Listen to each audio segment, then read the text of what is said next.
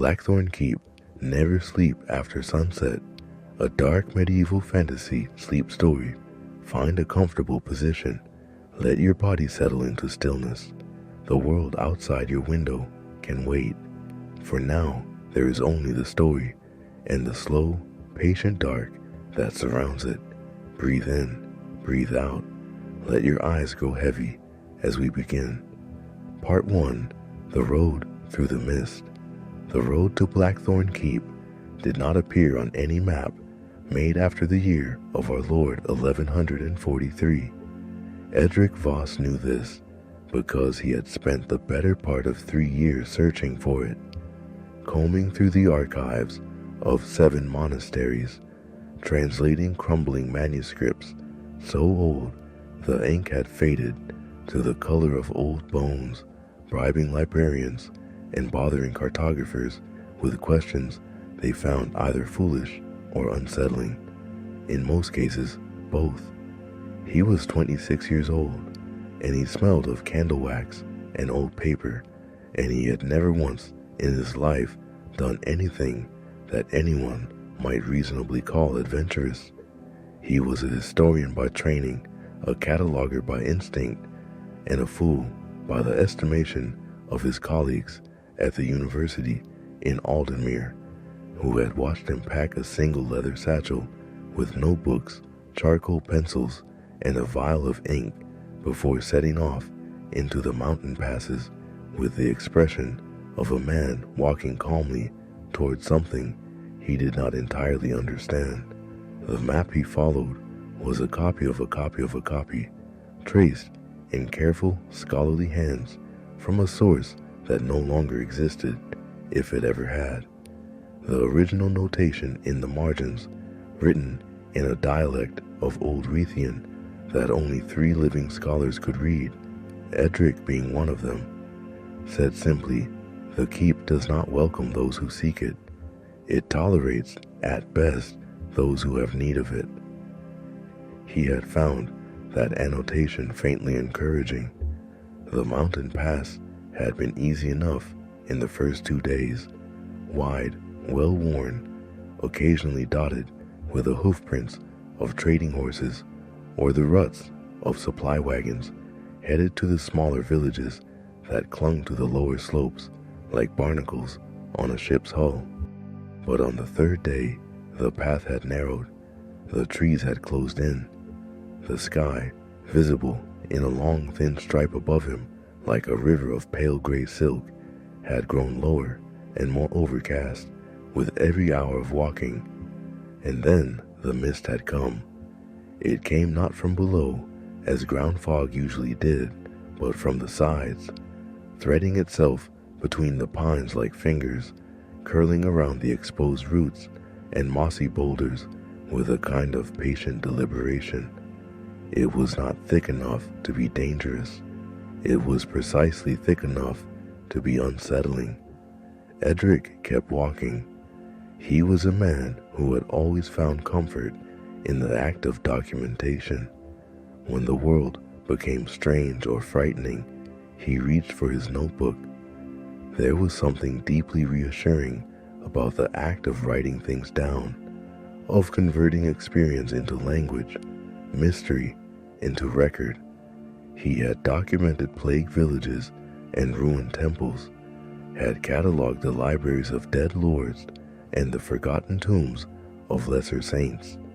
He had never once been unable to write something down, to find the words that made it comprehensible. He opened his notebook as he walked, glancing down at the careful notes he had assembled. The keep, its history, as much as could be pieced together from the fragmentary sources available to him. Blackthorn Keep, he had written in his small, precise hand. Constructed, best estimates suggest, sometime in the early 9th century, though certain stylistic features of the stonework, if the illustrations in the Ruthian compendium can be trusted, suggest possible foundations of far older origin. Purpose unclear.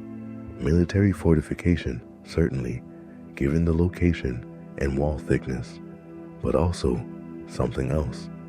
The number of interior rooms described in surviving accounts is inconsistent, which suggests either considerable renovation over the centuries or something that Edric preferred not to consider too carefully just yet. Notable rule recorded in no fewer than 11 separate sources spanning 4 centuries: no resident of Blackthorn Keep may sleep after sunset. Reason unknown.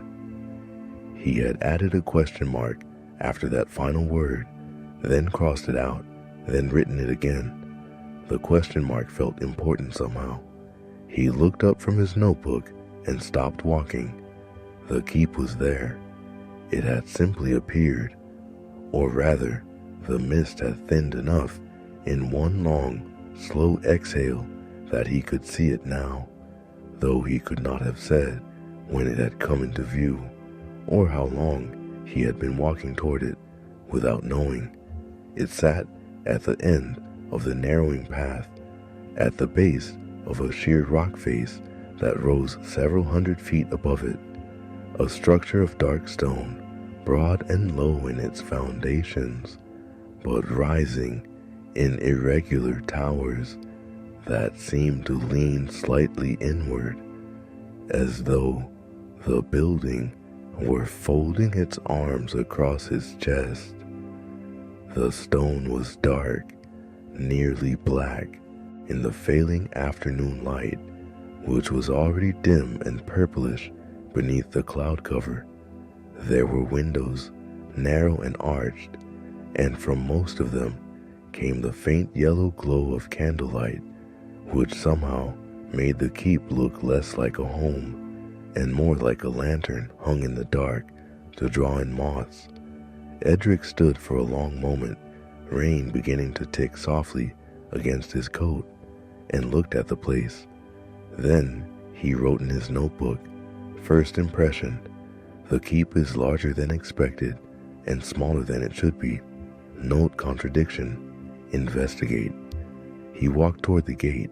The gate was iron and oak together, heavy, ancient, its wood so dark with age it had taken on a quality almost like stone. Above it, carved into the lintel, in letters that had been deepened and re-deepened over the centuries so that they remained legible, were the words, "Noctis somnum nemo dabit." No one shall give themselves to the night's sleep. It was Old Ruthian, the formal version, the kind used in legal edicts and binding oaths. Edric had never seen it carved into a building's entrance before. He had seen it in text, yes, references to the rule, but seeing it in stone was different. Stone was permanent. Stone was serious. Stone was the kind of material you chose when you wanted something to last long enough that the people who needed reminding would not be able to pretend they had never been told. He knocked. The sound of his knuckles against the iron was swallowed up by the mist so completely that he wasn't certain anyone would hear it. But after a long pause, long enough that he had time to study the grain of the wood, the texture of the iron, the way the torchlight from somewhere beyond the gate flickered and made the carved letters seem briefly to move. The gate opened. The woman who opened it was perhaps 60 years old, with a kind of face that had once been beautiful in a sharp, angular way and had aged into something more arresting than beauty, a face of authority, of patience, of very long experience with things not going quite as expected. Her hair was white and pinned back. Her eyes were a gray so light they were almost colorless. She was dressed in dark wool that was carefully maintained and bore on the left breast an embroidered device, a thorn bush, black thread on black wool, visible only because of the slight difference in texture. She looked at Edric. She looked at his satchel. She looked at his notebook, which he was still holding open. "Historian," she said. It was not a question. "Yes," Edric said. "My name is Edric Voss. I'm from the university at Aldenmere. I wrote a letter, 6 weeks ago, addressed to the current." "We received the letter," the woman said. "I am Marin. I manage the household." She paused. "We did not expect you to actually come." "I said I would come." "People say many things about Blackthorn Keep," Marin said, from a comfortable distance. "They rarely follow through." She studied him a moment longer. "You had better come in. It will be dark within the hour." She stepped back. Edric crossed the threshold. The gate closed behind him with a sound like a held breath, finally released. Part 2. The first night. The interior of the keep was exactly what its exterior suggested: old, cold, and meticulously maintained. Every surface that could hold dust had been cleaned of it. Every torch bracket was occupied, and every torch was lit, which struck Edric immediately as unusual. Most keeps of this age maintained only the essential corridors after dark, conserving tallow and oil. Here, the light was extravagant, generous, almost frantic. He was shown to a room on the second floor, a chamber of moderate size with a stone fireplace, a narrow bed with blankets of surprisingly good quality, a writing desk, and 2 candelabras, each holding 5 candles. Marin lit all 10 before he had set down his satchel. "Dinner is at the 7th bell," she said. "You will join the household. The lord of the keep, Edric Vane, will wish to speak with you." She paused at the door. "Master Voss?" "Yes." "The rule of this house is not a tradition," she said. "It is not a superstition, and it is not a matter of local custom. You will be told at once, formally, at dinner. But I will tell you now, informally, because you seem like a man who benefits from forewarning." Her gray eyes held his with a steadiness that he found obscurely more frightening than anger would have been. "Do not sleep after sunset, not here, not within these walls. If you feel drowsy, stand up, walk, drink cold water, speak to someone, but do not sleep." "And if I do," Edric said. It was the historian in him, compelled always to ask the next question. Marin looked at him for a long moment. "Then you will sleep," she said, "and we will do what we must to wake you and hope that we are in time." She paused. "We have not always been in time." She left. The door did not lock.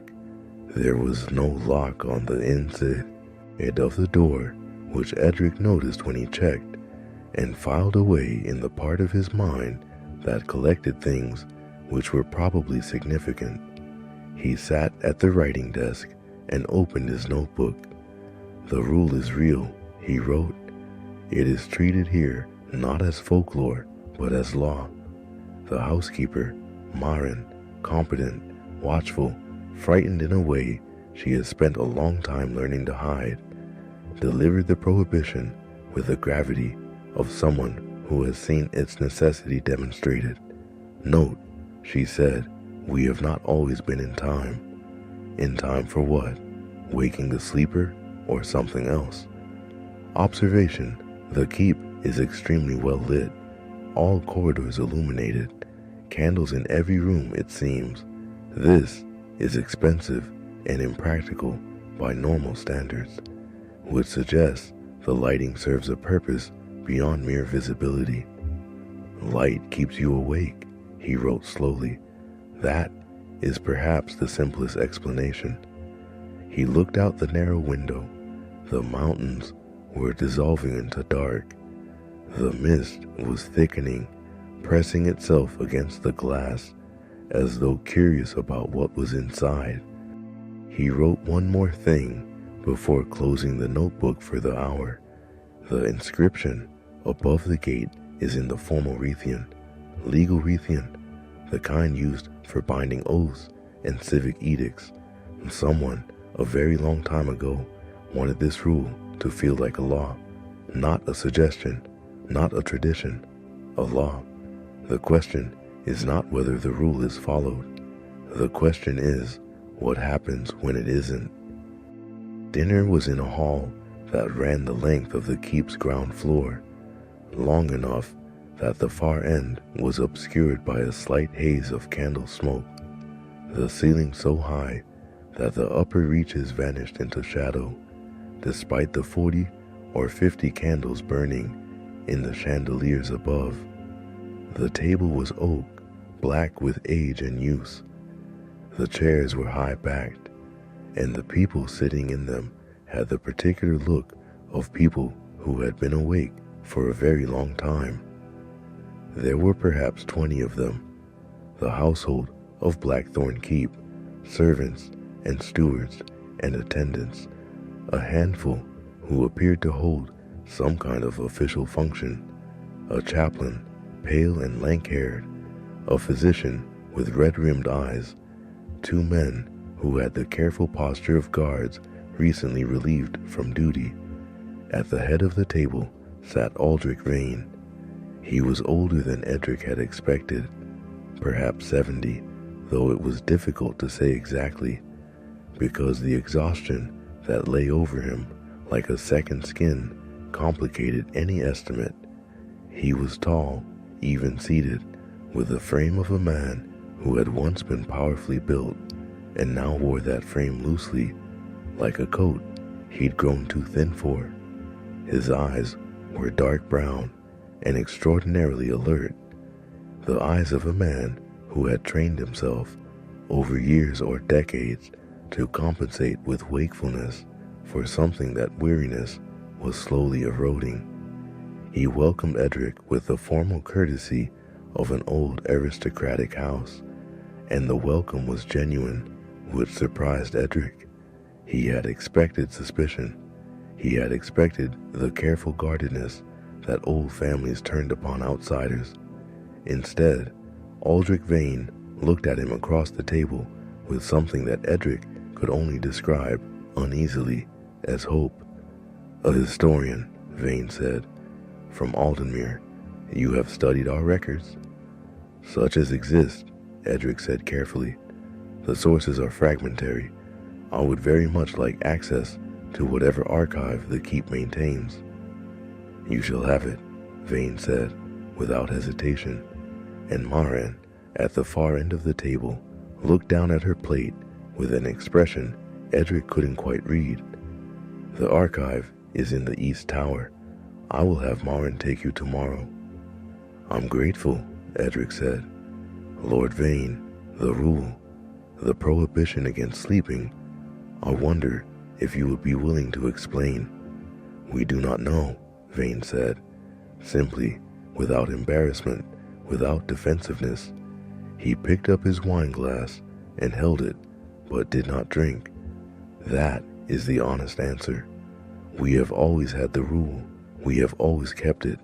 My father kept it, and his mother before him, and her father before her, back as far as anyone in this house can trace." He paused. "We know what happens when it is broken.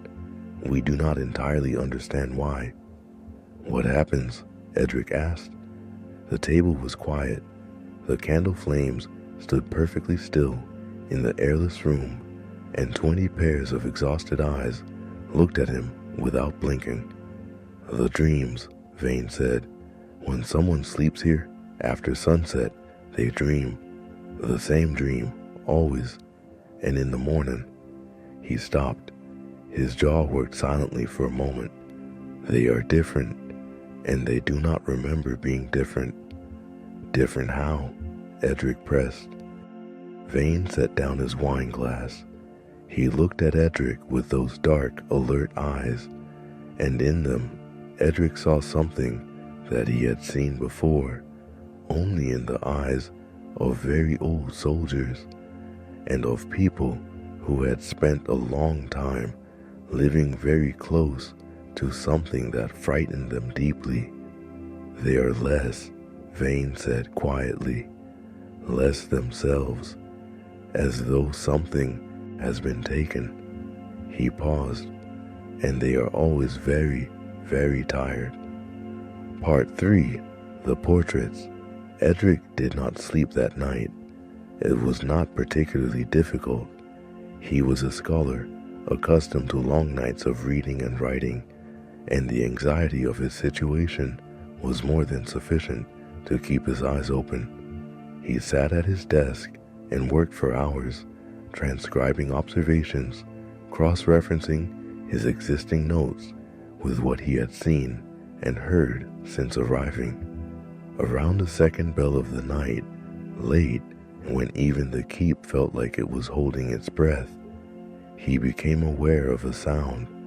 It was very faint, a kind of settling, the way old buildings sometimes shifted and creaked in the cold. But it was too rhythmic to be accidental, and it seemed to be coming from the corridor outside his door. Edric put on his coat, took one of the candelabras, all 10 candles still burning, as Marin had clearly intended, and opened his door. The corridor was empty. He stood at the threshold for a moment, listening. The sound had stopped, or rather, it had not stopped. It had moved. It was further away now, around the bend of the corridor, which turned to the right about 20 feet from his door, and continued, as he had observed, on his way in, toward the main staircase. He followed it. What he found at the bend of the corridor stopped him so completely that he stood still for a full minute, simply looking, his notebook hanging from his fingers, his candles making a small, warm cave of light around him in the dark. The portraits had changed. He had passed them on his way to his room, a long series of formal portraits in heavy gilded frames, mounted on the corridor wall at regular intervals. He had given them only a glancing assessment, as one does with the ancestral portraits of old houses, noting the clothing styles, the family resemblances, the general span of history they represented. He had noticed specifically the portrait that hung at the bend of the corridor, a large painting roughly 4 feet by 5, depicting a woman in the dress of perhaps 2 centuries past. Dark dress, dark hair, her hands folded in her lap, her face turned slightly to one side, as though listening to something outside the frame. That portrait was still in the same frame, in the same position on the wall. But the woman was no longer looking to the side. She was looking directly at Edric. He moved the candelabra closer. His hand was steady. He was proud of that later, and the light fell full on the painted face. She was looking at him. Her eyes, dark paint, centuries old, cracked in the fine network pattern that old oil developed, were angled differently than they had been. He was sure of it, not slightly, dramatically. Her whole posture had shifted. Her hands were no longer folded in her lap. They were gripping the arms of her chair, and her mouth.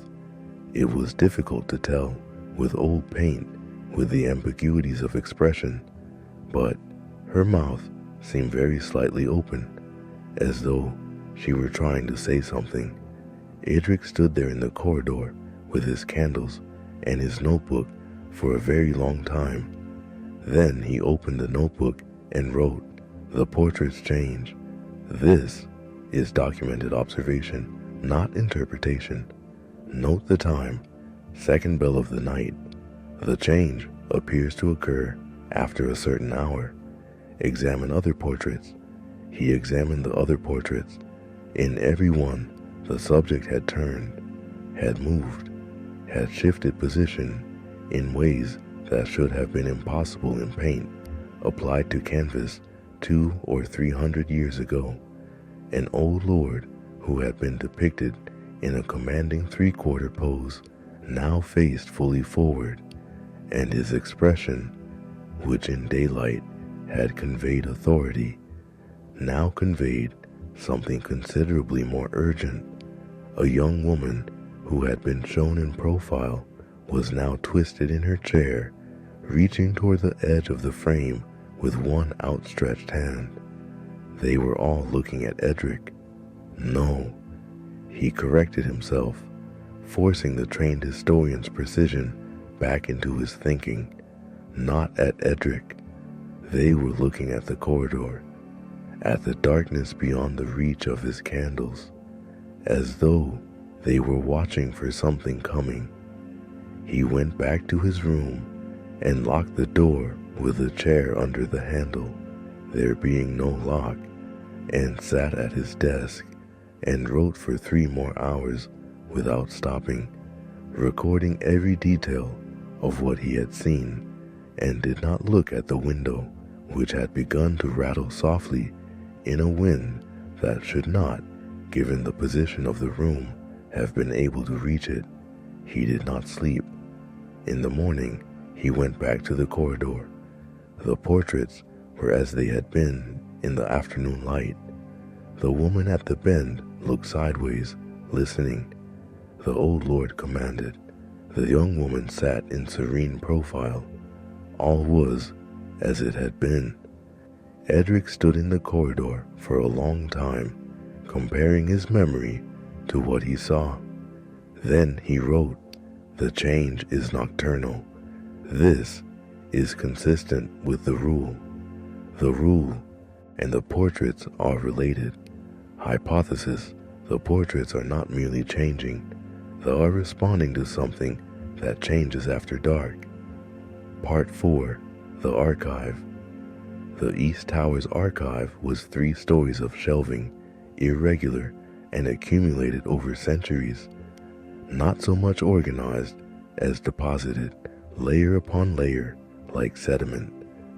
There were manuscripts in a dozen languages and half a dozen scripts, scrolls in leather cases of varying degrees of preservation, ledgers of household accounts going back 400 years, and in a locked iron cabinet in the deepest part of the 3rd floor, a collection of documents that Marin produced the key to with visible reluctance.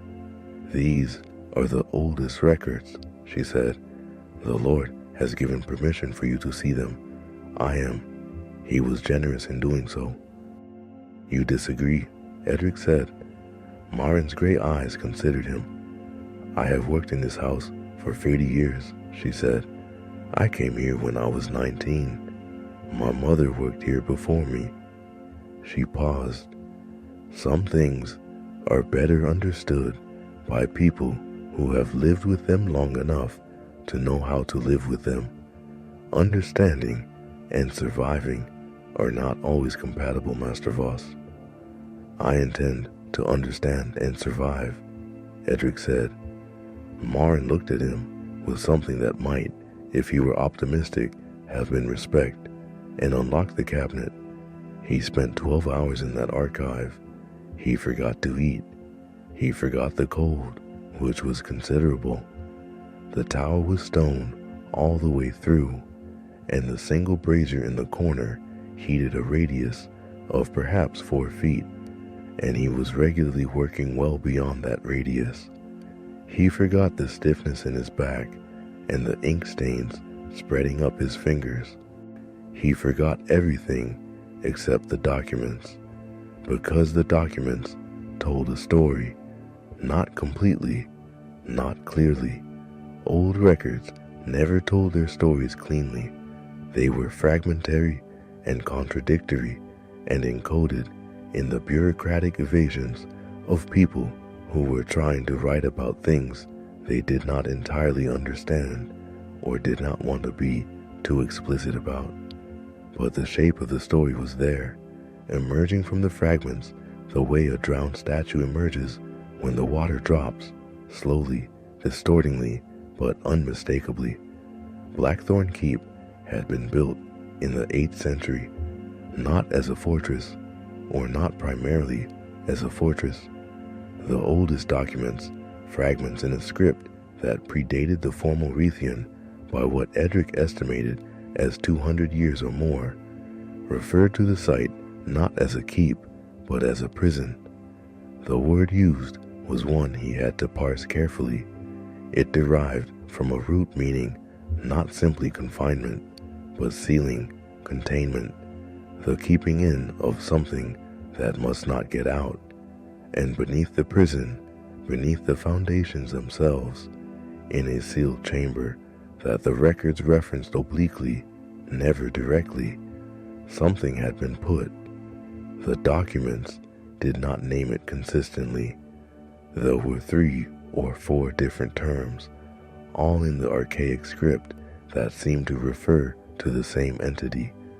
The most common translated roughly as the one who walks in sleep, another rendering the feeder of dreams, a third which appeared only in a single document that was so damaged as to be barely legible, which Edric spent 2 hours deciphering word by patient word, the old hunger that lives between thinking and darkness.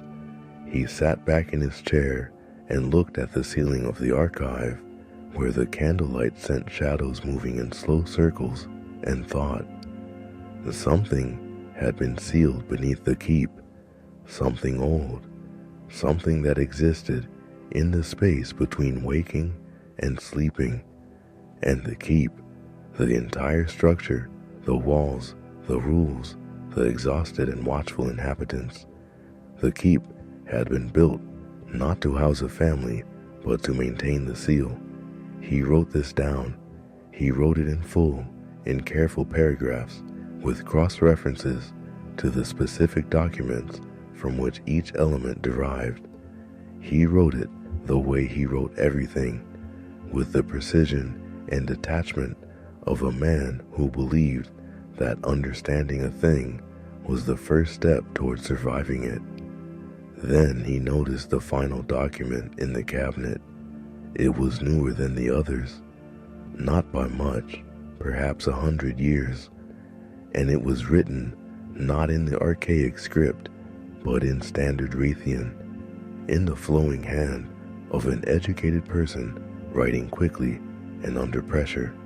The ink was smudged in places. In one corner, there was a dark stain that Edric preferred not to examine too closely. It was a letter, addressed to no one specific. The heading read, "To whoever comes after, if anyone does." He read it. "You have found the archive. You are reading this.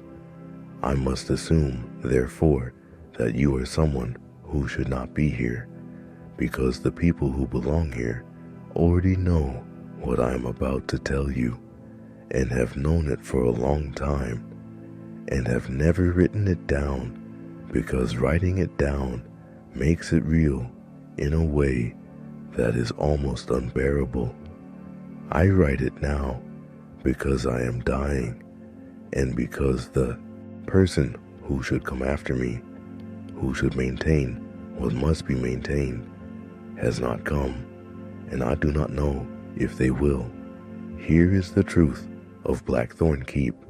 Beneath us, in the sealed chamber that the original builders called the heart of the stone, there is a being. It has no body, or if it once had one, it has not had one for a very long time. It exists, as far as anyone has ever been able to determine, in a state that is neither sleep nor waking, a threshold existence trapped in the narrow country between one and the other. It is hungry. It has always been hungry. Its hunger is for the one thing it cannot generate itself, the dream state, the particular quality of consciousness that occurs when a sleeping mind crosses into the country of dreams. This is its food, its sustenance, the only thing that maintains and strengthens it. The seal that binds it was made very long ago by people who understood its nature. The seal is not made of stone, though stone was laid over it. The seal is made of wakefulness, of conscious, sustained wakefulness on the part of every person within the keep's walls. The wakefulness of 20 minds, awake, alert, dreaming nothing, maintains the seal as surely as iron bars maintain a prison. The seal requires this because the being is itself a kind of dream, and it cannot grow where wakefulness holds firm. When someone within the keep sleeps, the seal weakens. A small weakness if the sleeper wakes quickly, a larger weakness if the dreams are deep and long, and the being, even in its weakened and sealed state, can reach through those sleeping minds, can feed, can grow, and eventually, it can do more than feed. I have seen what happens when it is strong enough to act. I have seen what it does to the sleeper. I have watched people who were whole become less, hollowed. The being does not kill. It consumes the quality of the mind that dreams, takes it like cream skimmed from milk, and leaves the rest. The person wakes, they function, they speak and eat and breathe, but they are diminished. They dream nothing ever again, and they are very, very tired. The creature takes their dream capacity, it uses it to strengthen itself, and it waits. It has been waiting for a very long time. Keep the rule, keep the candles burning, do not sleep. And if you are reading this because you are the one who comes after, if you are the next keeper, you need to know one more thing. The seal can be renewed. The original builders made provision for it. Once in every generation, the keeper of the seal must go below, must enter the chamber, must perform the rite that strengthens the binding. I cannot do it. I am too old and too ill, and I have been fighting this alone for too long. If no one does it soon, the seal will fail. Not dramatically, slowly. The portraits will change, the hallways will shift, rooms will appear where there were none before, rooms that exist only in the dream space, bleeding through as the barrier grows thin. And then one night, something will wake in the dark below, and it will not be the something we sealed. It will be what that something has grown into. Do not let it reach its full strength. Keep the rule. And for whatever mercy exists in this world, do not sleep.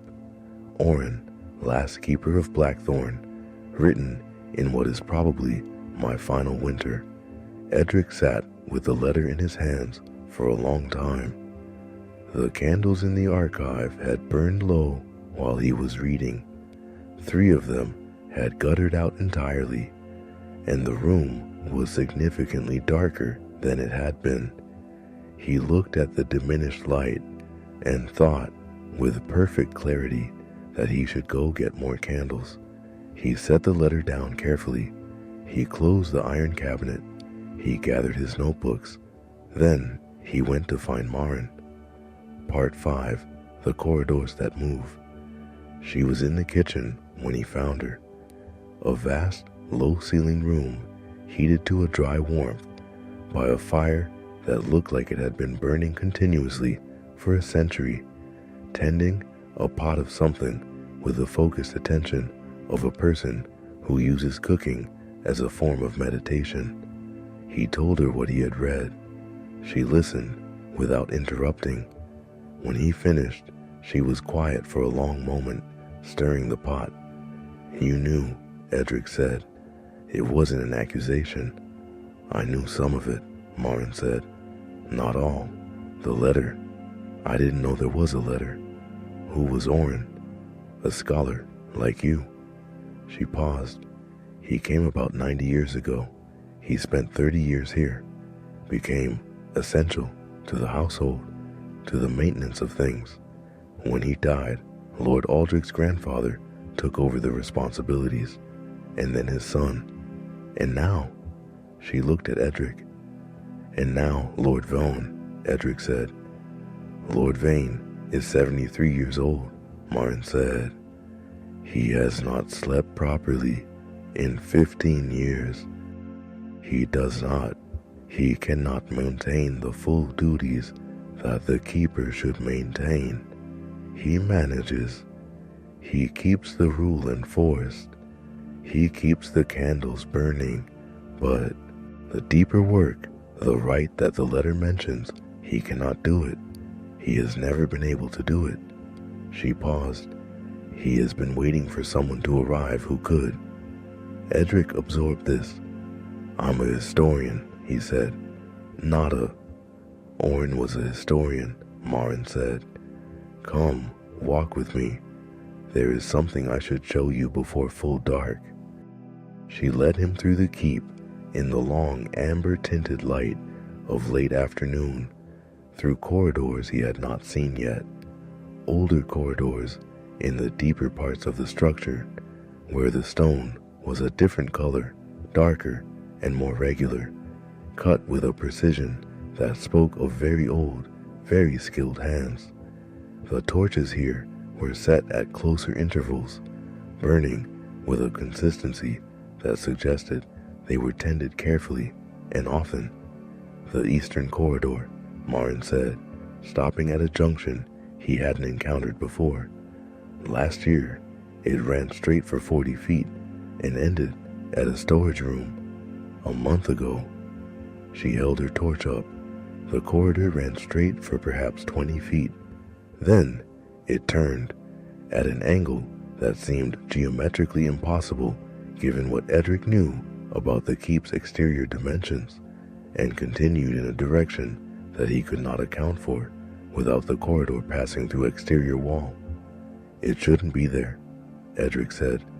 No, Marin agreed. And yet, she paused. At dawn, it will end again at the storage room. At night, she gestured. The rooms beyond that turn exist only in darkness. They are not there in daylight. They are not in the original plans of the keep, such as they exist. They are not. She stopped. They are dream rooms, she said finally. That is what Aldrich calls them. They are the barrier failing, the dream country bleeding through where the walls are thinnest. Has anyone been inside them? Marin looked at him. One of the younger stewards, 3 months ago, she said. He was curious. He went in during the second bell of the night. He came back. She paused. He is still in the keep. He eats. He performs his duties. He does not speak much anymore. He never smiles. He sleeps 8 hours every night, without dreams, and in the morning, he is no more rested than he was when he went to bed. The quality of the silence in the corridor was different from the silence in other parts of the keep. It was fuller somehow, denser, as though the air beyond that impossible turn contained something that displaced the ordinary emptiness of air. I need to speak with Lord Vane, Edric said, tonight, about the rite, about what it requires. Marin looked at him steadily. He will be relieved, she said, and frightened for you, in that order. She paused. As am I. They walked back toward the inhabited parts of the keep as the sun went down behind the mountains, and the mist rose from the valley below, and the torches were lit one by one in the corridors by servants who moved with the brisk, unhesitating efficiency of people who have learned to treat necessity as routine. Part 5.5, The Physician's Confession. He did not go directly to Lord Vane. He went first to the physician, a man named Tybalt, whose red-rimmed eyes at the dinner table had stayed with Edric more than anything else he had observed that first night. There was a quality to Tybalt's exhaustion that was different from the others. Marin's sleeplessness had been transformed over decades into a kind of armor. She wore it as she wore her dark wool, as a necessary and long accepted feature of her existence. Vane's exhaustion was the exhaustion of authority, the particular depletion of someone who has spent a lifetime making decisions whose consequences they must live with. But Tybalt's exhaustion was raw, exposed, the kind that had not yet been processed into something a person could function around. He was 35 years old, Edric learned, a man who looked 50, a physician who had come to Blackthorn Keep 6 years ago from a city practice in the lowlands, recruited because the previous physician had died. Of natural causes, Edric was told, though the phrasing of natural causes was deployed with the careful exactness of someone who wanted to close a topic, and the keep had need of medical expertise. Edric found him in the physician's room on the second floor, a chamber lined with the tools and supplies of his trade, dried herbs in clay pots, a cabinet of instruments that gleamed when the candlelight caught them, shelves of reference books on medicine and anatomy. Tybalt was sitting at his work table doing nothing, not writing, not reading, not preparing anything, simply sitting. When Edric knocked and entered, the physician looked up with eyes that were present but very far back, as though the front portions of his consciousness had been vacated to make room for whatever was happening deeper inside. "Master Voss," Tybalt said. His voice was steady. That, at least, he maintained. "I'm sorry to interrupt," Edric said. "I wanted to ask you me questions, if you're willing, about the rule, about the effects of breaking it," Edric said carefully. "The medical effects. You've treated people who—" "I have," Tybalt said. He was quiet for a moment.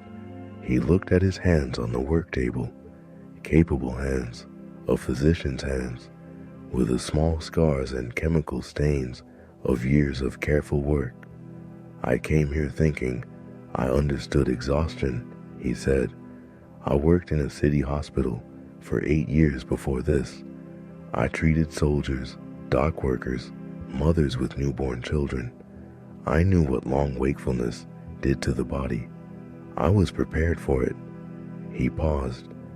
"I was not prepared for the other kind," he said, "the ones who slept." Edric sat down across from him, notebook open, and waited. "There was a girl," Tybalt said. 4 years ago, 14. She'd been in the keep all her life, born here, raised here, trained from childhood in the rule. She was careful, obedient, but she was 14, and it had been a particularly long and wearing winter, and one night, he stopped. One night she fell asleep, not intentionally. She was doing her watch rounds, and she sat down in one of the warmer corridor alcoves just for a moment, and she fell asleep. How long? 40 minutes, Tybalt said. We found her because one of the guards noticed her candle burning low and went to check. She woke immediately when they called her name. She was confused, disoriented, the way anyone is when woken from deep sleep. She said she had been dreaming. And after, Edric said. Tybalt looked at his hands. She was different, he said. I monitored her for 3 months, took careful notes. The physical changes were subtle. She was slightly more fatigued than before, in a chronic, baseline way that rest did not improve. Her appetite was somewhat diminished. These things could have been explained by any number of causes. He paused, but there was something else, something I found very difficult to document as a physician because the tools of medicine are not designed to measure it. What was it? She had been a very imaginative child, Tybalt said. I've known her since I arrived. She used to come to my room and ask me questions about the body, how things worked. She was curious about everything. She drew pictures in the margins of her notebooks, flowers and animals, and impossible architectures the way children do. She had a particular quality, a liveliness of inner life that was distinctive, that was recognizably hers. He was quiet. After the 40 minutes of sleep, he said, she was less like that, not dramatically, not in a way that anyone who hadn't known her before would notice. But I had known her before. She still drew, but the drawings were flatter somehow. She still asked questions, but with less urgency, less genuine curiosity. She still laughed, but at things a beat after everyone else laughed, as though she was following a cue rather than responding to something that had actually struck her as funny. He looked at Edric. Something was taken, he said. Something from the part of her that generated her creative self, her dreaming self. He paused. And I am a physician. I deal in bodies and their management. I had no framework for what I was seeing, and no treatment for it, and no way to help her, and that is... He stopped. That is why you look as you do, Edric said gently. I have spent 4 years watching her, Tybalt said. She is still here. She is 18 now, capable and reliable, and a good member of this household. But she is less than she was, and there is nothing I can do. And I think about the others, the ones who slept for longer than 40 minutes, the ones before I came that Marin has told me about, what they lost. He paused. I think about what it is doing to this entire household, all of us, to never sleep properly, to catnap, to take brief rest in the daytime, to spend every night awake. What does that do to a person over years, over decades? We are all losing something, slowly, just more slowly than those who sleep. He looked at the candlelight. We are all, in our way, being diminished. Edric wrote carefully in his notebook. He wrote, Tybalt is right. The rule, as currently practiced, is its own form of harm. The binary choice is false. It is not a choice between sleeping, dangerous, and wakefulness, safe. It is a choice between acute harm and chronic harm. The current management of Blackthorn Keep has chosen chronic harm because it is slower and less visible. There must be a third option. He thanked Tybalt.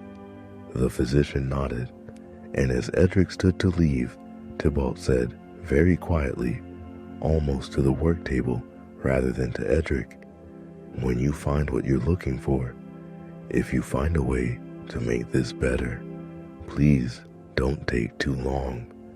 He paused. Some of us are running out of margin. Part 6.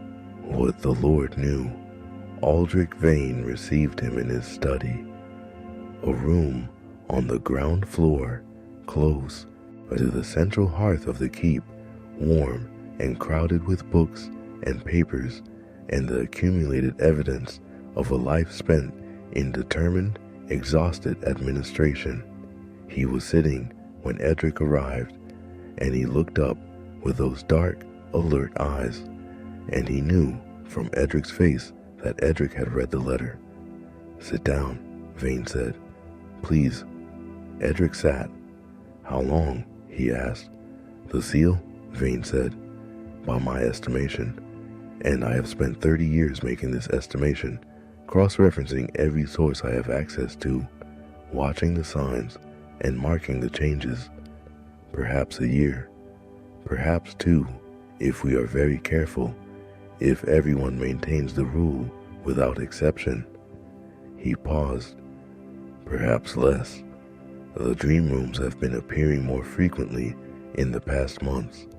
Last week, one appeared on the ground floor near the kitchen. It had never reached the ground floor before. And the right, Edric said. The renewal. You can't. I am 73, and I have not slept properly in 15 years, Vane said, with a bluntness that was somehow more affecting than emotion would have been. I am not physically capable of what the descent requires. I reviewed the original documentation of the rite 20 years ago, when I was still young enough to have attempted it, and I was not ready, not equipped. He looked at his hands. I told myself I had time to prepare. I told myself someone else would come. He paused, and then the years went. Tell me about the rite, Edric said. Vane looked at him for a long moment. You understand what you're asking to hear, he said. I understand that if I don't hear it, and soon this place ends, Edric said. All of you, everything that's been held here. He opened his notebook. Tell me. What Vane told him took 3 hours. It was detailed and technical, and in places it required Edric to set aside several of his firmly held beliefs about the nature of reality and the limits of what was possible, which was uncomfortable in the way that setting aside a load you've been carrying for a long time is uncomfortable. There is a relief to it, but the muscles don't quite know what to do with themselves. The rite required 3 things. First, descent to the chamber beneath the foundations, through a passage that had been sealed and must be unsealed. The passage entrance was in the deepest cellar of the keep. The unsealing required a specific sequence of actions described in a document in the archive. Edric had not found it yet, but Vane knew where it was. Second, the performance of the renewal itself. This was the complicated part. The seal was maintained by wakefulness, yes, but the active renewal required the opposite. It required the keeper to enter, deliberately and consciously, the threshold state, the space between waking and sleeping. Not full sleep.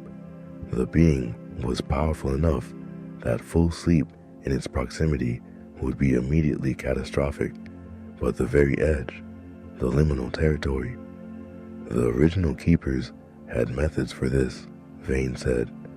Specific breathing techniques, a kind of meditative state, carefully controlled. They called it walking the edge. You go just far enough into the threshold that you can perceive the seal and what it binds, and from that state you perform the renewal, and then you pull back to wakefulness. He paused. If you don't pull back, the creature gets you, Edric said. The creature gets you, Vane confirmed. And having taken a keeper's dream capacity, the mind of someone trained in the threshold, it would have enough strength to break the seal entirely. He looked at Edric, which is why the rite cannot be attempted by someone who is not prepared, who does not know how to find the edge without crossing it. How long does preparation take? Orin prepared for 2 years, Vane said. Edric thought about the dream rooms appearing on the ground floor, about the letter, perhaps a year, perhaps 2. We don't have 2 years, Edric said. No, Vane agreed. They looked at each other across the desk in the warm study, with the fire crackling and the candles burning and the mist pressing against the windows and the deep, patient darkness of the mountains surrounding everything. Tell me how to prepare faster, Edric said. Part 7, Learning the Edge. He spent the next 3 weeks learning to walk the edge. It was unlike anything in his experience or his scholarly training, a practice that had no language in any academic framework he was familiar with, that he had to document in terms that only approximately captured what it actually felt like. That required him to set aside the impulse toward control and categorization that had always been his primary way of understanding the world. Vane taught him from the documents left by the original keepers. Marin sat with him during the practice sessions, watching his face, ready to snap him back to full consciousness if he drifted too far. He practiced in the early hours before dawn, when the body's natural inclination towards sleep was strongest and the discipline of conscious control most tested. The first session, he lasted approximately 3 minutes before Marin's hand on his shoulder pulled him sharply back. "You went under," she said. Her face was carefully neutral, but her voice had a tight quality at the edges. "Not far, but under." "I felt it," Edric said. He was breathing too fast, like missing a step on a staircase in the dark. "That is precisely what it is," Vane said from his chair by the fire. He never participated in the sessions directly. He had not trusted himself near that edge for 15 years, he said, but he supervised them with the focused attention of a general watching a field exercise. The document calls it the vellum, the veil. You approach it, and it appears gradual, and then it is not gradual at all. He paused. The key is to slow your breathing before the approach. The edge state cannot be rushed into and then managed. It must be approached incrementally from a prepared body. The breathing technique took Edric 4 days to master. It was deceptively simple. A pattern of 4 counts in, 7 counts held, 8 counts out, repeated until the nervous system settled into something slower and more deliberate than ordinary wakefulness. But the difficulty was not the counting. The difficulty was maintaining the pattern while also maintaining full mental alertness, which the pattern's relaxing effect made progressively harder. He had to learn to breathe slowly while thinking clearly, which turned out to be a skill almost nobody practiced deliberately, and which was therefore quite difficult to acquire. He mastered it on the 4th day during a session just before dawn, while rain ticked against the narrow windows of the practice room, a small chamber Vane had assigned for the purpose, lit by more candles than were strictly necessary, warmed by a fire that Marin maintained throughout. He mastered it suddenly, the way difficult skills often reveal themselves, not through gradual improvement, but through a threshold crossing. One moment, he was struggling with the paradox of relaxed alertness. The next, his body and mind had resolved the contradiction without asking his permission, and he was simply both, still, alert, breathing slowly. "There," said Marin. He opened his eyes.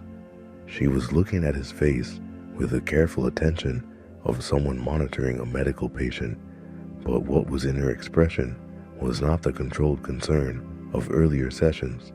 It was something closer to recognition.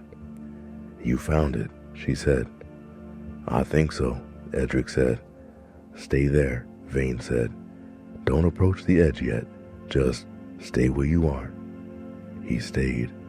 He sat in the prepared state for 10 minutes, then 15, then 20, and it was the most singular experience of his scholarly life. The sensation of being fully present in 2 modes simultaneously, the analytical mind perfectly operational, while the body was as still and open as deep water. And in that stillness, he became aware of the keep around him in a way that he had not been before. Not visually, his eyes were closed, but through some other channel of perception, that the prepared state had opened. He could feel the building, the stone, the long corridors, and the flickering lights, and the exhausted people moving through them. He could feel the mountain through the stone, the depth of it, the age, and below the mountain, a warmth, a presence, the slow, rhythmic pulse of something that had been very still for a very long time. He opened his eyes. "I can feel it," he said. Vane leaned forward. "From up here? From this distance?" "Yes." Edric paused. "Or not feel exactly, perceive, sense the fact of." He reached for his notebook, began writing. "It has a signature, a quality, like a very deep musical note that you feel in your chest rather than hear with your ears." Vane and Marin exchanged a look he wasn't supposed to see. "What?" Edric said. "That is what Orrin described," Vane said quietly. "Those exact words. A note in the chest. He wrote it in his journals." He paused. He also wrote that it took him 8 months to achieve that level of perception. Edric looked at his notebook. "Why am I there faster?" "I don't know," Vane said, but there was something in his voice that suggested he had a theory and was not yet comfortable sharing it. What he was learning, ultimately, was to become aware of the precise moment when wakefulness began to dissolve into sleep, and to hold himself at that moment, to inhabit it, to exist consciously at the border. It was harder than anything he had ever done. The mind, when it approaches sleep, does not do so gradually. It plunges. The transition from waking to sleeping is less a slope than a cliff edge, and what he was learning was to stand on that edge in full awareness, looking down. And what he sometimes saw, looking down, disturbed him in ways he found difficult to record. There was something below, not visible, that was the wrong word, perceivable, present, in the same way that a very large, very still animal in a dark room is perceivable before you can see it, by displacement, by the subtle alteration of the air, by some instinct older than language. It was aware of him too, not in a menacing way, or rather, not in a way that felt actively hostile. It was more the awareness of a predator that has been motionless for a very long time, watching an approach with a particular quality of attention that comes from having learned to wait. After the second week, he began to hear it. Not words, not even sounds exactly, more a quality, an atmosphere at the edge of the threshold, a slow, deep, rhythmic something that was not quite breathing, not quite a voice, not quite music, but carried something of all three. When he pulled back to full waking, it ceased. When he returned to the edge, it was there again. He did not write this in his main notebook. He wrote it in a separate, smaller one that he kept in his coat pocket, in a hand smaller than usual, as though reducing the size of the notation might reduce the significance of what it recorded. "The creature is aware of me," he wrote. "It has been aware of me since I began the practice. I believe it has been aware of me since I arrived, in the way that a thing sealed below knows when a weight above it shifts. I am a new weight, a new mind in the Keep's collection of minds, and I am closer to it in my practices than any of the current household. I should be frightened. I am frightened. But there is something else too. The practices are working. Each session, I can hold the edge longer, more steadily. I pulled back from deeper than I have ever gone before, and I pulled back cleanly." Vane says, "Orrin took 2 years. I have taken 3 weeks. Either I have a natural aptitude for this, which is possible, but feels immodest, or the creature is helping me. He stared at that last line for a long time. Why would it help me? He wrote. What does it want? He did not sleep that night, but not because of the rule. He did not sleep because he was afraid of what he might find waiting for him at the edge. Part 8. The Dream Rooms. On the 21st night, he went into one of the dream rooms. He told no one. He waited until the third bell, when the keep was as quiet as it ever became. The guards making their rounds, the servants attending their candles, Maren sitting in her chair by the main stair, as she apparently did every night from midnight until dawn, knitting with the mechanical patience of a woman who had given up the idea of rest. He took his notebook and a candelabra and went to the eastern corridor and around the impossible turn. The dream room beyond it was not what he had expected. He had expected something menacing, something dark. He had constructed, in his imagination, a chamber of shadows and wrongness, a room that felt like a wound in the architecture of the real. What he found was a library, or something that resembled a library. Bookshelves, floor to ceiling, curved in a long arc that should not have fitted into the space the room occupied. The books on the shelves were real enough to touch. He pulled one out and felt the weight of it, opened it, and saw text in the archaic script he had spent weeks translating in the archive. But the light in the room came from no visible source, an even, sourceless luminescence that had the quality of very early morning light, that hour just before dawn when the sky is gray and the world is still. And it was warm, unusually, surprisingly warm. The warmth of a room where someone has been living for a long time, where the accumulated presence of an ongoing life has saturated the air. There was a desk in the center of the room. At the desk sat a figure, or the impression of a figure. He could not quite focus on it directly. When he looked at it from the corner of his eye, it was there. A person, seated, bent over the desk, writing or reading, absorbed. When he turned to look at it directly, it was less there. A shape, a suggestion, a quality of presence without precise edges. He stood in the doorway of the dream room with his candelabra and looked at the impression of the figure and thought, with a precision that was his deepest instinct, this is a memory. The room is a memory. Something that existed here is being preserved, held, kept. He took one step into the room. The figure looked up, and Edric felt with absolute and immediate certainty that what was looking at him was very, very old and very, very lonely, and that the loneliness was not a manipulation and not a weapon. It was simply true, the way a mountain is true, the way stone is true. He stepped back out of the room. The room did not follow him. The figure did not follow him. The warmth cut off the moment he crossed the threshold, replaced, immediately, by the cold stone air of the corridor. He stood in the corridor with his heart pounding and wrote in his notebook, "The creature is not what I thought it was.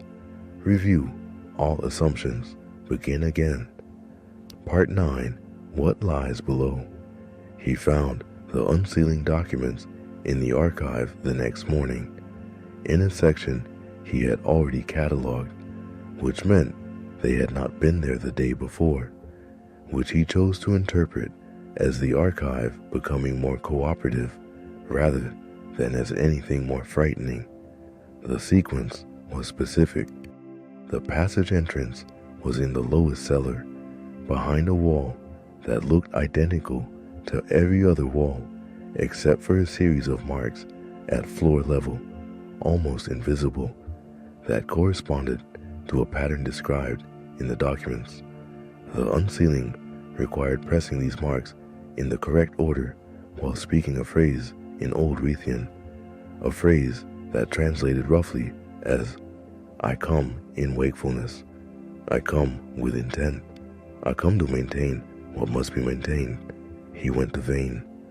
"I want to go below," he said. "Tonight." Vane studied him. "You believe you are ready?" "I believe I am as ready as I will be," Edric said, "and I believe we are running out of time." He paused. "There is something else, something I haven't told you." He told Vane about the dream room, about the figure, about what he had felt. Vane was quiet for a long time when Edric finished. "Orin wrote something," Vane said eventually, "in his personal journals, different from the formal archive documents. I have never shown them to anyone." He rose from his chair, went to a locked drawer in his desk, produced a small, battered volume. "Here." Edric took it, found the passage Vane indicated. "The creature is not, I have come to believe, what the original documents suggest. It is old, yes. It is bound, yes. It is dangerous to the sleeping mind, yes. This I have seen and cannot doubt. But it is not malevolent, not in the way that word usually implies. It is, I think, simply what it is. It feeds on dreams the way fire feeds on air, not out of cruelty, but out of nature. The seal was made not because the creature was evil, but because it was powerful beyond any ability to predict or contain, and the people who sealed it were afraid, and perhaps rightly so. But I wonder, sometimes, in my longer and more honest moments, whether the sealing was mercy or crime, whether what we are maintaining is a prison or a tomb. I wonder if it is in pain." Edric set the journal down. He thought about the warmth of the dream room, the sourceless morning quality light, the figure at the desk bent over some work of its own, absorbed, preserved. He thought about a being sealed in the dark beneath a mountain for 1,000 years. "Tonight," he said, "I go below tonight." Part 10, The Descent. Marin would not be dissuaded from accompanying him as far as the cellar.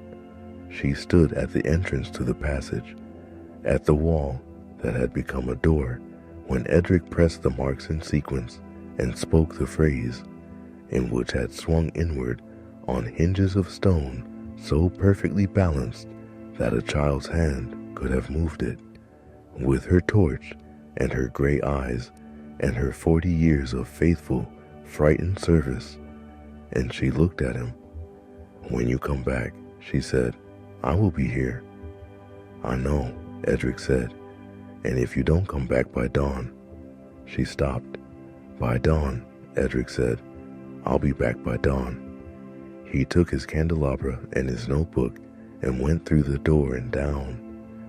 The passage was cut from the raw stone of the mountain, not dressed and shaped like the keep above, but rough, as though whoever made it had been in a hurry or had wanted to preserve the natural quality of the rock.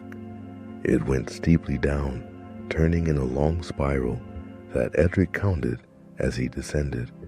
14 turns, each one taking him perhaps 15 feet deeper, which put the bottom of the passage at roughly 200 feet below the cellar floor. The air changed as he descended. The cold of the upper keep gave way to a different temperature, not warm exactly, but not the cold of underground rock. It was the ambient temperature of something that had been generating heat for a very long time in an enclosed space, the heat of an old, slow, continuous process. The passage ended in a door. The door was iron, massive, old, pitted with centuries, and sealed with a device so complex that Edric spent 20 minutes working through the instructions in his notebook before he understood what was required of him. He performed the actions. He spoke the final words, the old Ruthian, heavy and formal in the silence of the passage. The door opened.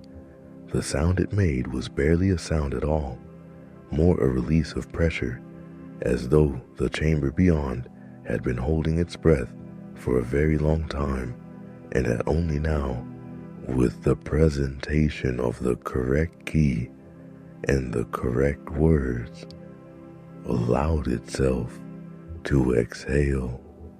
The air that came through the opening was unlike any air Edric had encountered. It was not stale, which he had expected. Some 200-foot descent into a sealed chamber should have produced the flat, used-up air of deep caves. It was not cold. It was not warm. It was simply complete, saturated. The air of a room where something ongoing had been happening for a very long time, where the air itself had been so thoroughly occupied by a continuous presence that it had taken on a density that ordinary air did not have. He stood in the doorway for a moment, holding his candelabra, and looked, and beyond it. This is the part of the story where language begins to fail, where the historian's tools, precision, observation, cataloging, become inadequate to what they are being asked to describe. Edric wrote about it afterward, several times, in several different ways, and none of the versions fully satisfied him. The chamber was enormous, larger, far larger than the space available to it in the mountain should have allowed. The ceiling was invisible in the darkness above. The walls were faint suggestions at the limits of his candelabra's reach. He stepped inside. His footsteps made almost no sound on the floor, not because the floor was soft, but because the space was so large that even the sound of footsteps was swallowed before it could return to him. He walked forward, counting his paces, trying to orient himself in a space that resisted orientation. At 20 paces, he stopped because he had reached the edge of the candlelight's useful range, and because something ahead of him, something that was not visible in the conventional sense, but which was unambiguously present, suggested he should. He stood there and breathed the dense, occupied air, and adjusted his perception from the ordinary to the edge state. That prepared mode of consciousness he had spent 3 weeks learning to inhabit. The shift came easily now, cleanly, without the stumbling uncertainty of the early sessions. He was simply, in both states, simultaneously, awake, alert, and open, and in that openness the chamber revealed itself. The seal was at its center, a structure occupying perhaps 20 feet of floor space, rising to an indeterminate height, made of nothing material, and yet as present as stone. It was the accumulated wakefulness of centuries. Edric could feel the individuality of the contributions almost.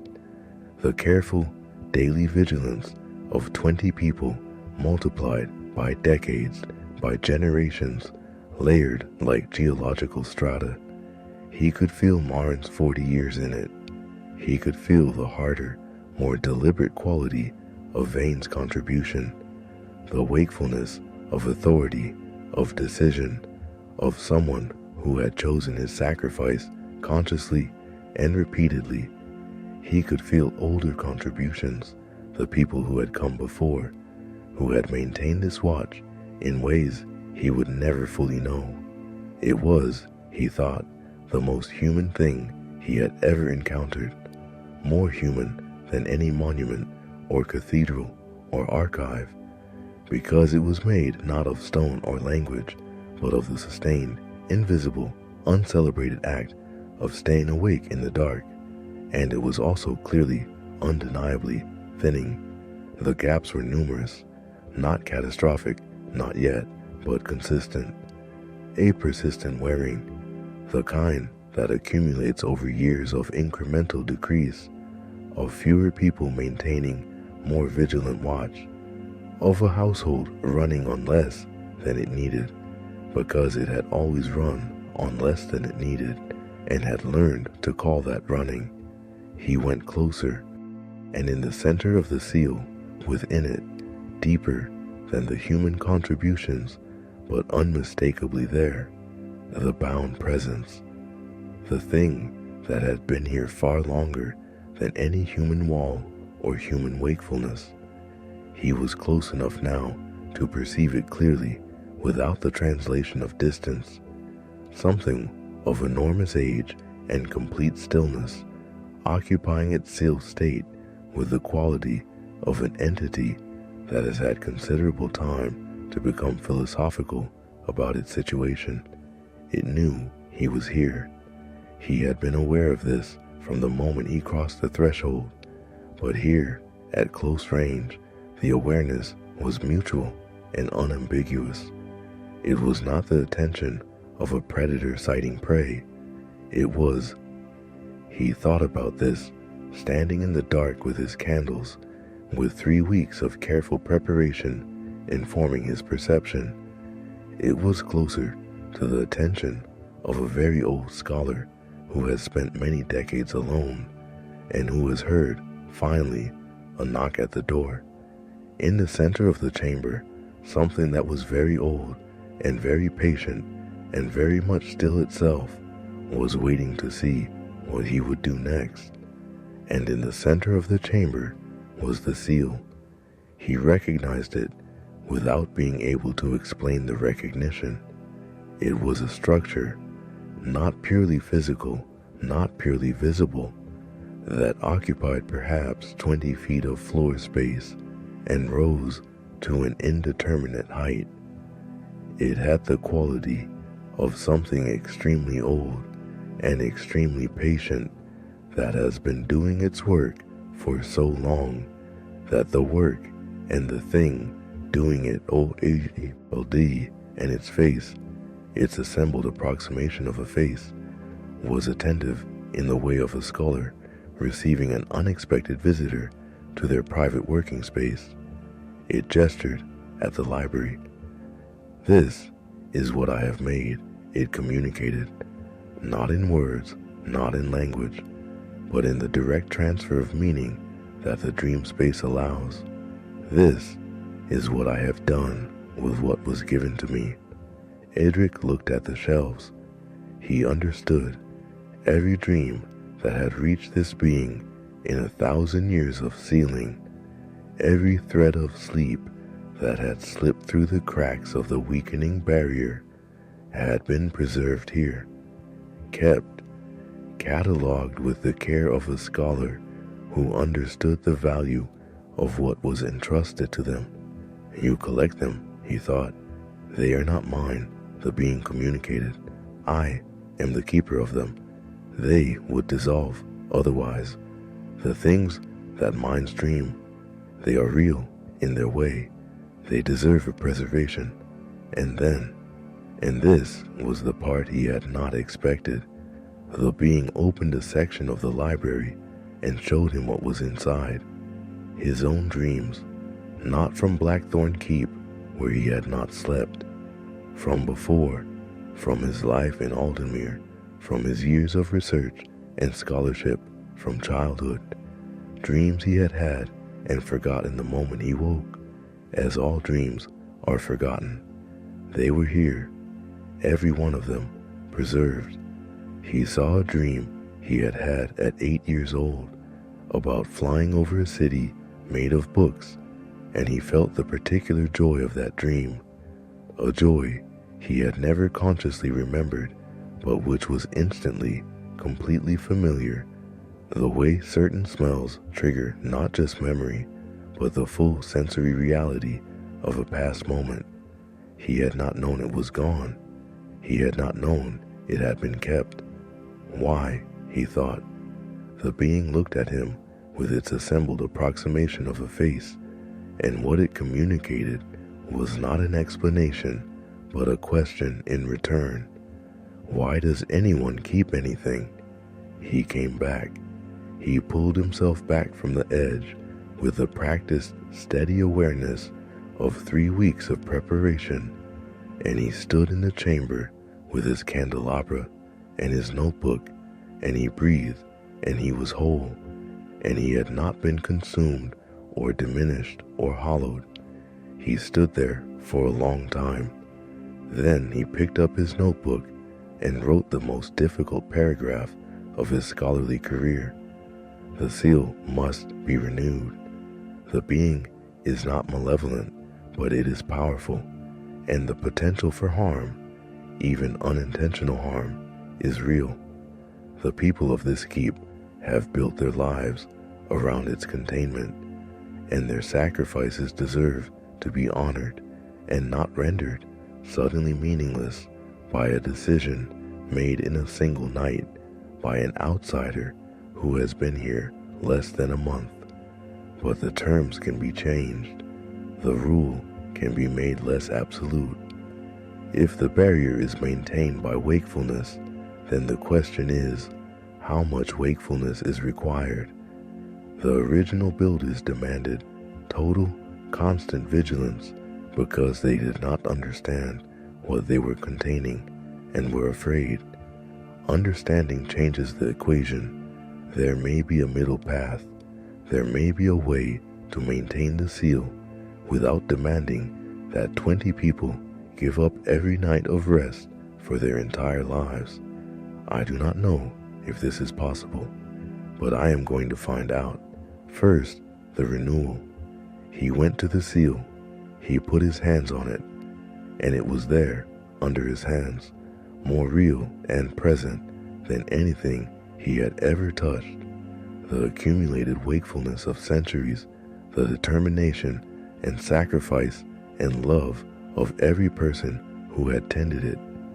And he found the edge again, and he walked it, and he poured into the seal everything he had, every scholar's instinct for careful attention and precise documentation and genuine respect for the value of what was being preserved.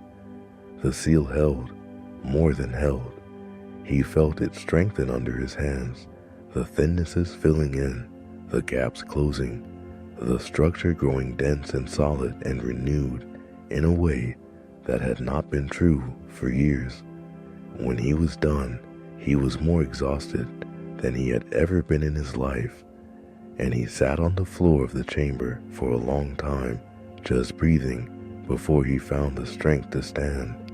He looked at the chamber, at the darkness, at the vast, patient presence he could still sense beyond the renewed seal.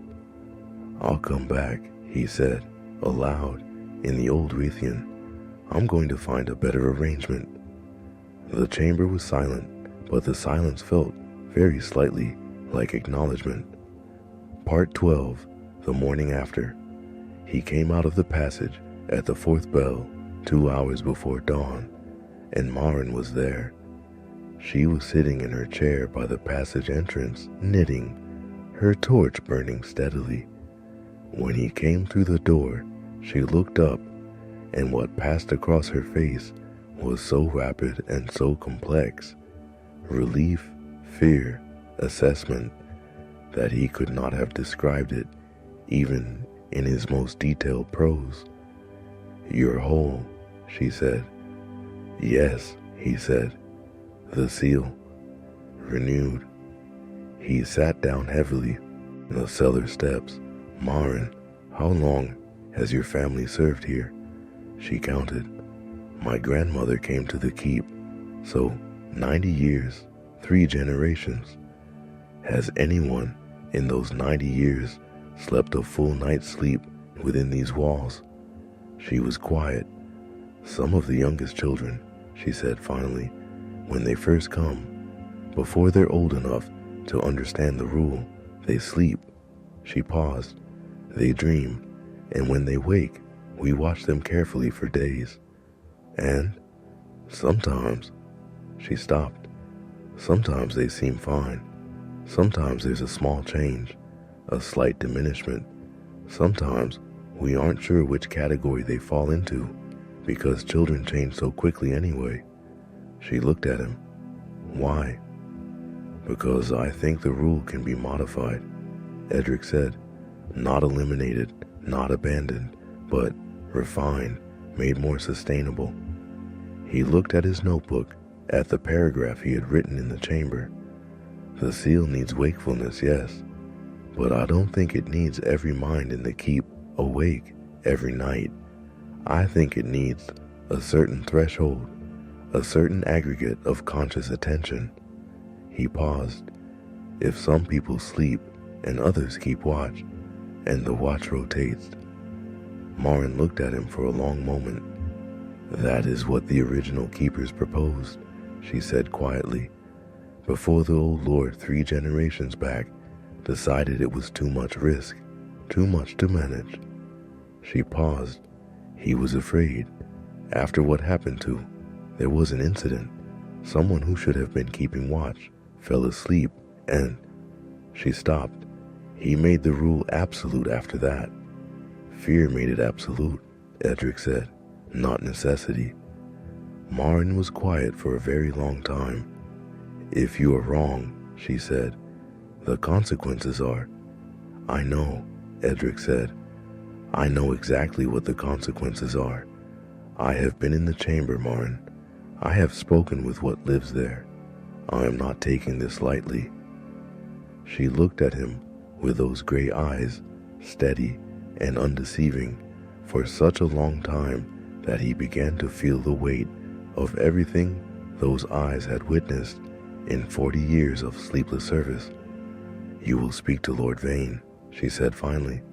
In the morning, Edric said. Let him sleep. He paused. Actually, let him sleep. A proper night's sleep. The seal is renewed. It will hold for a generation. Tonight, let him sleep. Marin stared at him. You have the authority to. No, Edric said, but you do. You've managed this household for 40 years. You know as well as I do that his body cannot sustain much more. He held her gaze. Let him sleep, Marin. I'll keep watch. She stared at him for a long moment. Then she stood, put away her knitting, smoothed her dark wool dress, and walked toward the stairs. She stopped at the bottom step. When I was 19, she said, without turning around, I dreamed about a garden. I have not remembered what I dreamed since.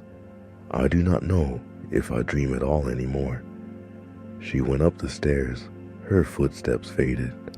Edric sat in the cellar with a single candle and his notebook and the renewed seal warm and steady beneath him. He could feel it through the stone, the way you can feel a river through a bridge you're standing on. And he kept watch until the sky outside the keep's high windows lightened from black to gray to the cold, clean color of early morning. Epilogue: what the historian wrote from the collected works of Edric Voss, historian and scholar, first keeper of the Reform Compact of Blackthorn Keep. I stayed at Blackthorn Keep for 11 years.